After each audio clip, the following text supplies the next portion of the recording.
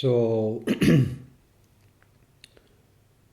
today is a historical day like any other days, but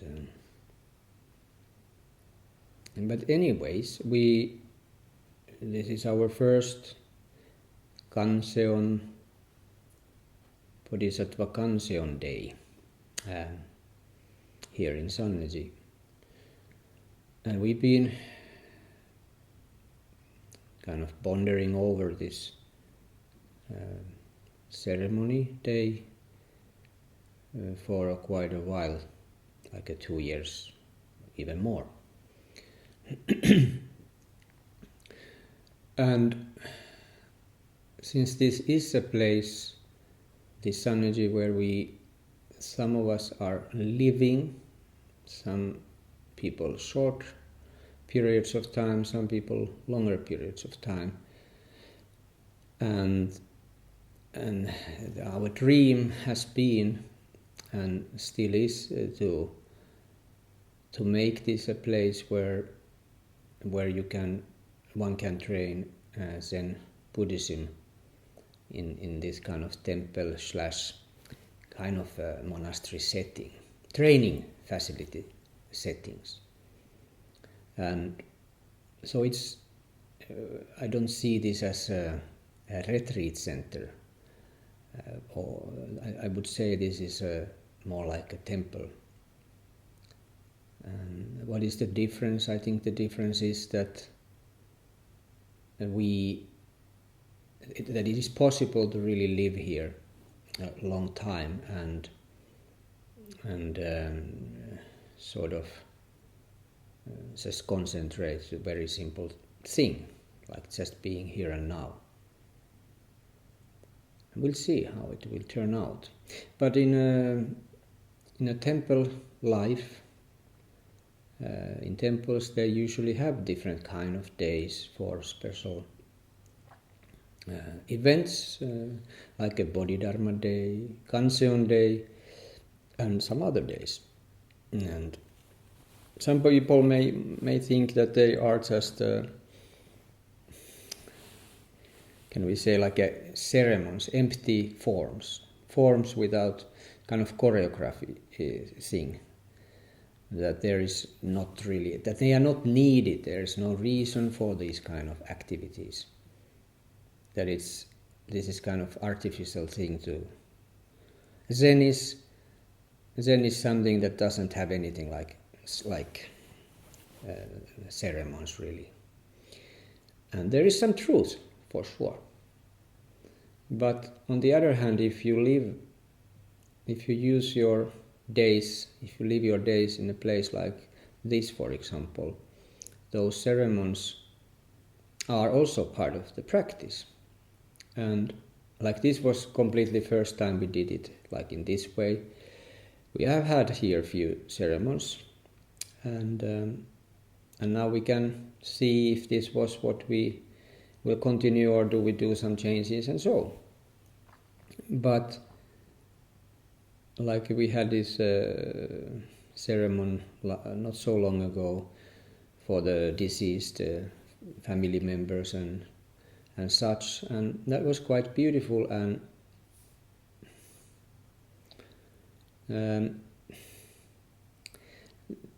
my opinion is like what comes to this form, like for example chanting texts over again and again, and finally those lyrics or meanings kind of sinks in, and they comes like spontaneously pops up now and then, and you can see how they are not, I mean there's so many layers with all that, and I believe it's the same with these ceremonies. First they are, of course, might feel a bit awkward, like not so, you don't feel necessarily at home when you do these kind of things, but it's also practice to be here and now, to be what is asked, and let go. Just do the ceremony, just be the ceremony itself. And like today, this is a Kanzeon Bosatsu day. Bodhisattva Kanzeon, which you probably know is the one of the most important bodhisattva in our tradition. And Bodhisattva Kanzeon, also known as in Sanskrit Avalokitesvara, or in Chinese Guanyin, or in Japanese Kanon, Kanzeon, Okannonsama, Kanzeon Bosatsu, is a bodhisattva of compassion. And as such, it is so important. My experience during these years of practicing is that there hasn't been too much of talking about compassion in my mind. I don't remember that that's a kind of a thing that is brought up so often. Of course, compassion is mentioned. Quite a few years ago, I was interviewed by someone. I think he was from university doing some research or something, and he asked about compassion and Zen, or how we do that, how we deal that, or something like that. And his understanding was that in Zen people don't talk about so much about that. And I agree. And it is criticized sometimes. But what I told him at that time, and that point, was that, I don't know, do I agree anymore?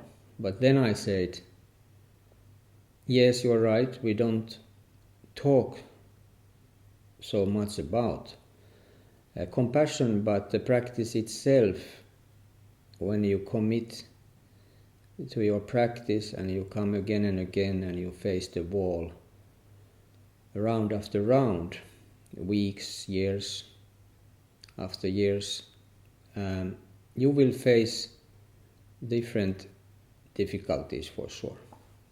There will be hellish realms in front of you time to time. And you come back to your cushion and you face again things that you usually could kind of push away. But when we do Zazen, we really can't push them away forever. At some point, we have to look, what is it? We must take it within our body, within our heart. We just have to do it. Otherwise, it's also torture. So, dying to push them away is terrible. And taking them also feels terrible. So what do? You find compassion. At some point you have to find compassion. Otherwise you can't continue this practice. Somehow compassion will come to you. Bodhisattva Kanzeon is suddenly there. We feel compassion towards ourselves, probably. Like we do chant this every morning, we do chant this long Kanzeon. It's not so long, but it's long if we think about chanting this from the Lotus Sutra chapter 25. I think it comes from originally. And it's that was chanting that I wasn't very. In the beginning, I felt a bit. It sounded so religious, and I was kind of hesitant somewhat. But today I'm completely wiped away of the beauty of it. So it's a really strong, beautiful text of how this compassion can help, how compassion can deal with any challenges we are encountering with.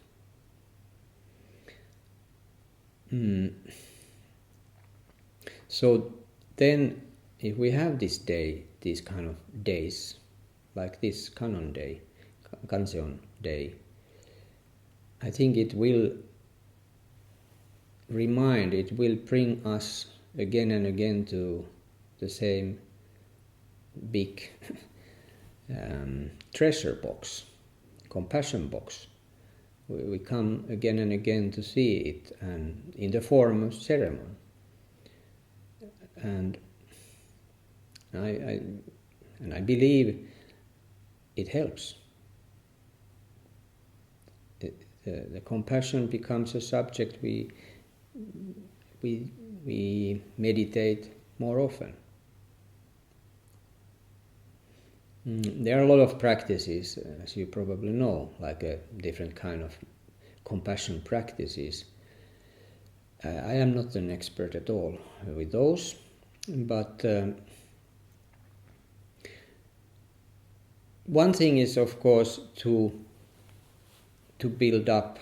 I mean, we kind of consciously we decide I will do some compassion related practices because I feel a lack of it. So that's why I can work towards to become a more compassionate, which is, I'm sure, a very good idea. And there's plenty deep practices for those who wants to look at. And then again, I think there's another way around also, and I think it is simply that whenever we become one with what it is here and now, when we become one with our practice, this room, this stuff, we have sounds and colors and tastes and smells, when we become one with that and not adding anything extra, but just that what already is, that also helps us to find compassion. And why is that? Because when we are only here, we don't need to protect ourselves. We are open. We are open. We are breathing this moment.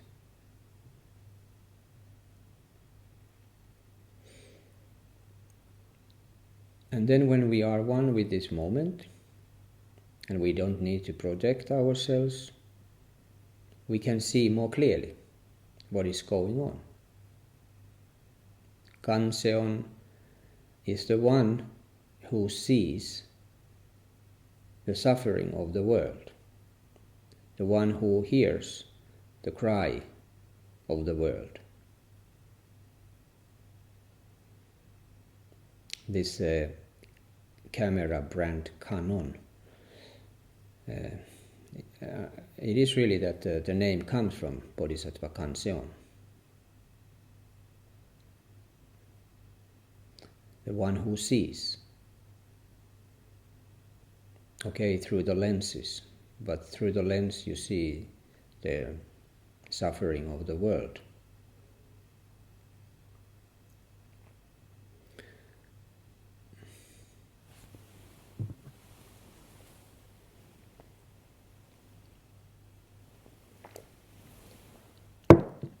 It is always here, what it is. It's not hidden. It's not hidden anywhere. But we just are adding those layers upon layers. And that makes it difficult to see.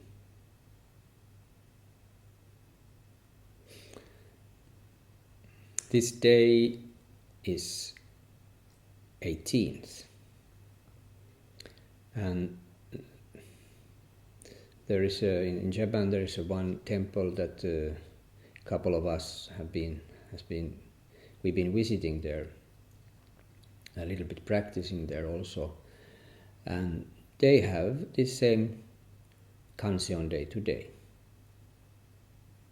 They have it in every month, and that is our plan too, that we could have it in the same day, 18th of every month. We'll see how it will work, but and the day, why it is 18th, if I remember what I have heard, was that in Japan number 9 is a number of sorrow or suffering or something like that.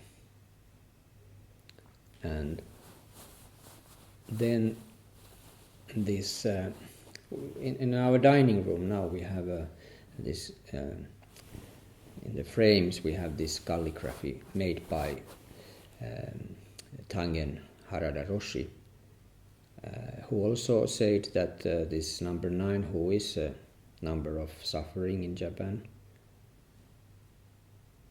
and if you add suffering upon suffering, it becomes compassion, and that's also makes the day 18th. Of course, you could have this in any day, and many places I've understood they have Kanzeon day perhaps once a year,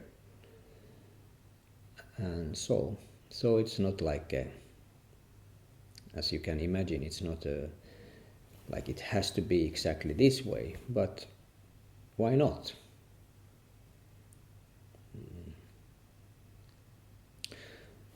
So I have here,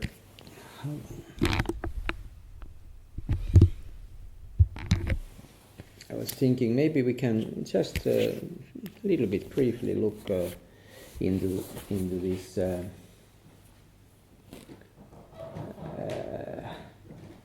Prashna Paramita, Hridaya, that we chant today. We did chant when we started this.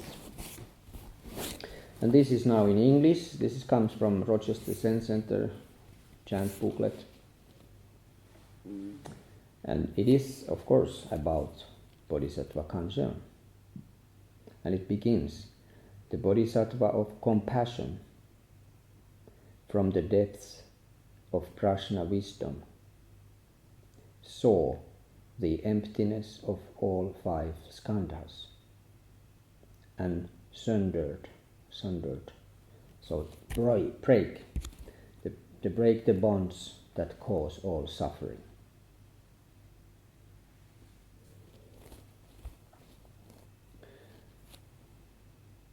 So now we are not separate from Bodhisattva of compassion. We also can very, very confidently feel and believe that compassion is within us. This Kanzeon Bosatsu it's not outside of us, although also is. But actually it is really connected to every one of us. But in her appearance we see perfection of compassion. We might be quite far from that, but that's okay. We work. We continue.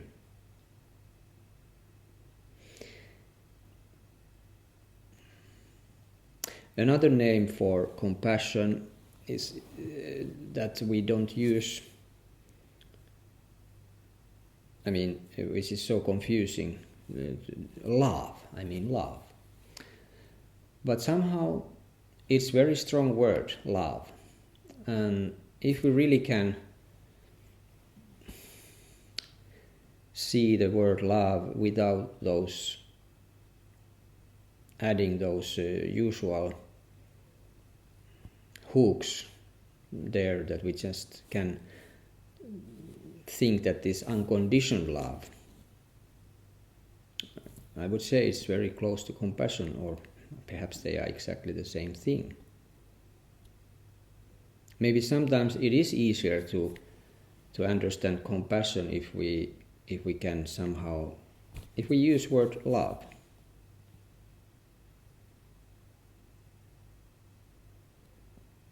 And isn't it so that love is something that it's quite difficult, I think, to force to oneself, to somebody. You must love. I must love now. So it doesn't sound very, I don't know. I mean, I don't know. But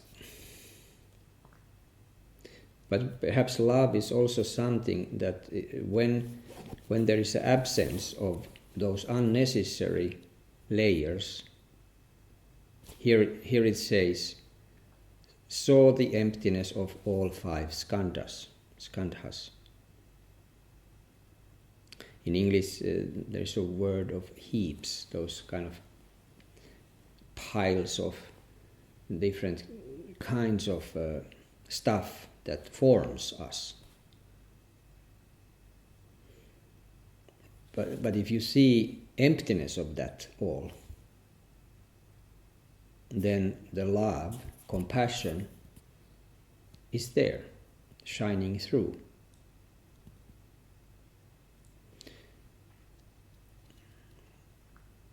I don't think we too often really can see and feel and live like that. But surely if we are interested in this thing, compassion, we will face it, we will encounter it, we will live it.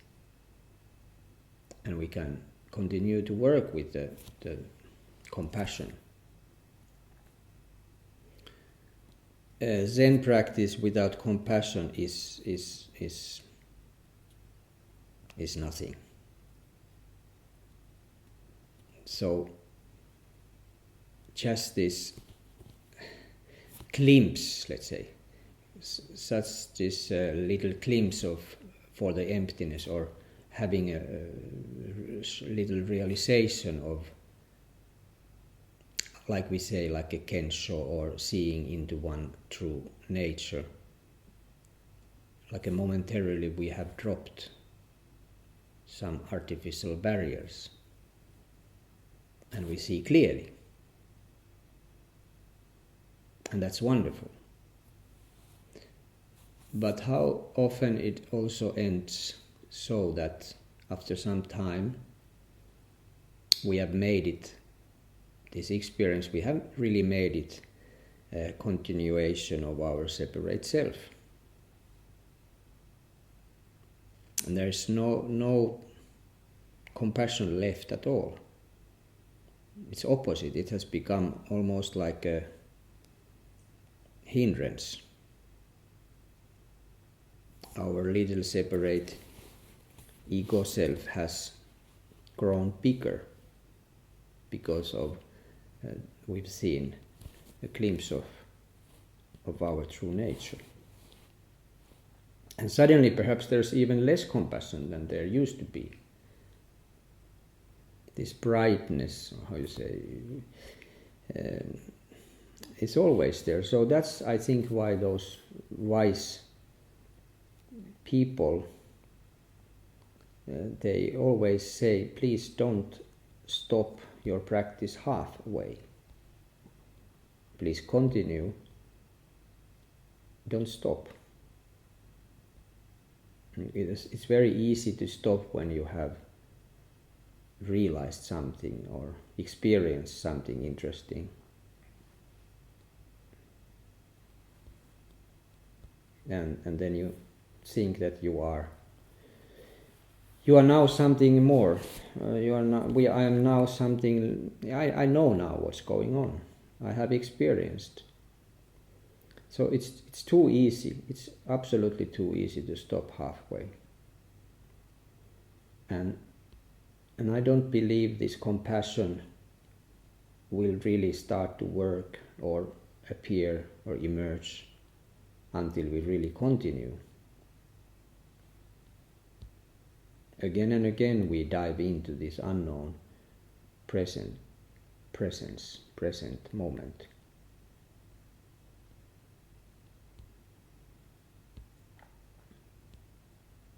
Know then, form here is only emptiness, emptiness only form. Form is no other than emptiness, emptiness no other than form. Famous lines.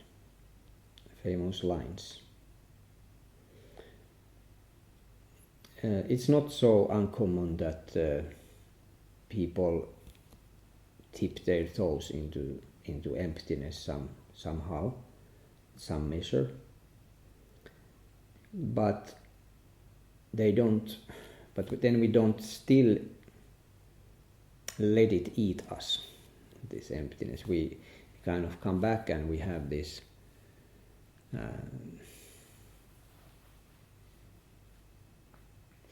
also it's possible that we make it like we do with every other things. I mean everything, we make it something by using our intelligence.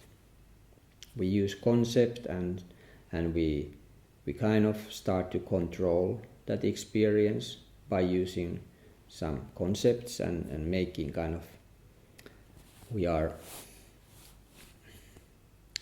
like we have this jar of jam. In the same way we kind of want to control our jam, our spiritual jam. And also when we make these concepts, we very, very, very easily don't even recognize that how far we have gone already from the thing itself, and starting to think many, many thoughts ahead. Like, for example, emptiness can very easily become a kind of nihilistic worldview. Depression, something like there is nothing there. There's no meaning. Life is empty. This is terrible. Yeah, and you lose your taste, you lose everything because you are stuck with this idea of emptiness. And that's of course not real emptiness. It's not at all emptiness. It's full of stupid ideas. So emptiness is breathing through form. It's open. It's empty because it's not put in any jail. It's empty because it's free. It's so free. Every cushion and zabuton and zafu and all those things, they have form and they are also so free. So freely they are what they are. They couldn't be otherwise. And same goes with all of us. We are what we are right now. Completely what we are right now. And if it's just that, we are so free. Because we are nothing but just this. And now we are not anymore that, but we are instead that, this. And now we are not anymore that, but we are this. You see, it looks from the surface pretty much the same, but it's totally different. It's completely new. Completely new.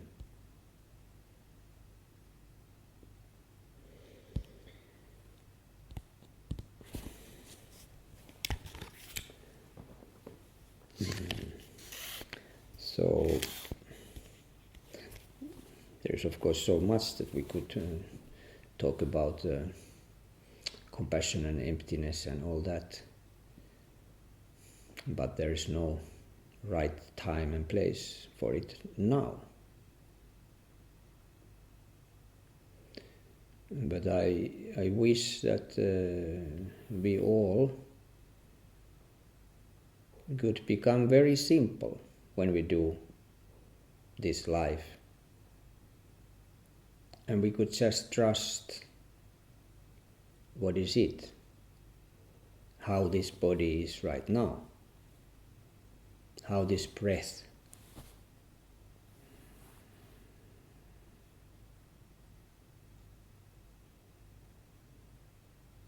is there. And some random thoughts, maybe some observed. All the time we see things and we know what it is. We know all the time, this is this, this is this. And it's okay. I hear sounds, I smell incense. What's the problem? It's no problem. So what is problem then?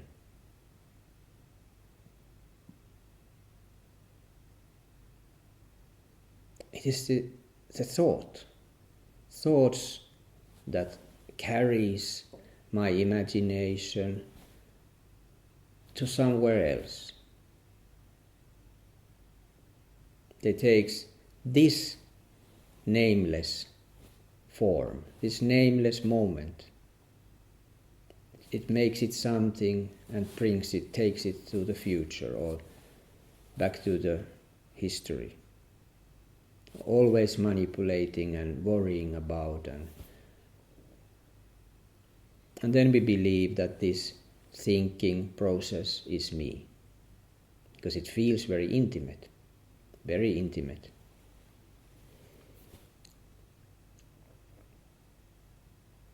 But if we are lucky, we one day we just breathe and we connect with this breath. Suddenly we are it. We are this breath. We are this room. We are this moment. Suddenly we are at home. We are at home and nobody can take us from the home.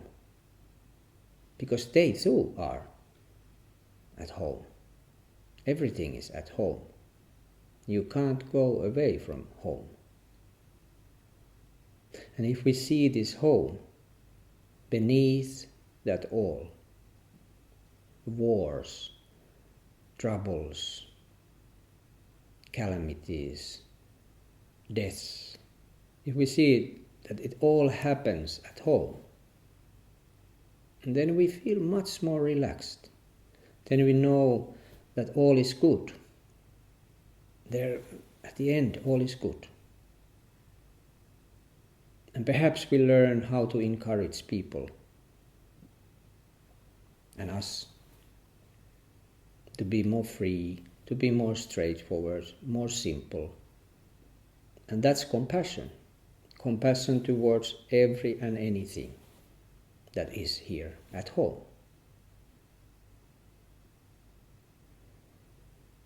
Okay, I'm sorry I talked so long. But so now we will make 3 prostrations and then we leave the Zendo and that's it. And then we start again at 7 p.m. Thank you.